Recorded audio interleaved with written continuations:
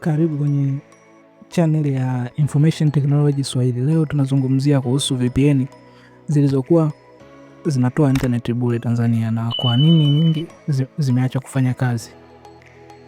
Kitu cha kwanza unapaswa kujua, VPN zilikuwa zinatumia mabaki ya ulinzi mdogo ambayo inaitwa ni weak network security. VPN nyingi zilikuwa zinatumia mianya ya udhaifu kwenye mitandao ya baadhi ya mitandao ya simu. Kwa mfano, baadhi ya VPN access point name zilikuwa hazihitaji udhibitisho sahihi, hivyo VPN zilikuwa zinaweza kupenya.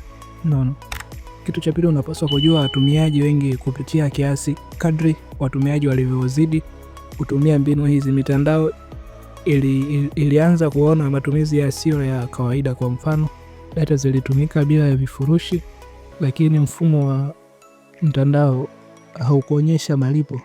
Jambo hili liliwasha alama kwa upande wa kampuni za simu. Jambo la tatu unapaswa kujua, kampuni za simu kuimarisha ulinzi. Kampuni kama Voda, Tigo, Airtel na kadhalika zinaboresha mifumo yao ya ulinzi ambayo ni firewall na proxy filtering. Hii inazuia VPN nyingi kupenya kama zana. Pia zimetumia teknolojia za Deep Packet Inspection ambayo kifupi inaitwa DPI kuzuia traffic inayotoka kwenye VPN za bure. Update za mitandao ya VPN zimepungua. VPN nyingi zilikuwa maarufu kama HTTP injector na HA tunnel na nyingine hazipati tena configuration mpya au zimeshindwa kupata mbinu mpya.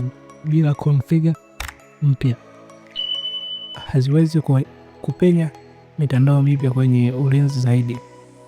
Kitu cha tano unatakikana ukifahamu pia, sheria na udhibiti wa mawasiliano. Mamlaka kama TCRA zimeanza kufuatilia matumizi ya VPN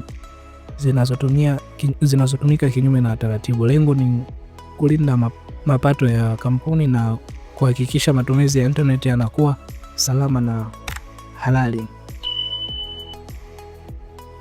Kwa hiyo VPN nyingi za bure zimeacha kufanya kazi kwa sababu mitandao imeimarisha ulinzi. Watumiaji wamekuwa wengi mno na mbinu zilizokuwa zinatumika hazifanyi kazi tena. Suluhisho: tumia VPN halali au kwa usalama wa data zako, si kwa kutafuta njia ya kupenya bila kulipia. Asante kwa kutazama. Subscribe kwa video zaidi na teknolojia kwa lugha ya Kiswahili. Acha comment yako kuhusu uzoefu wako na VPN.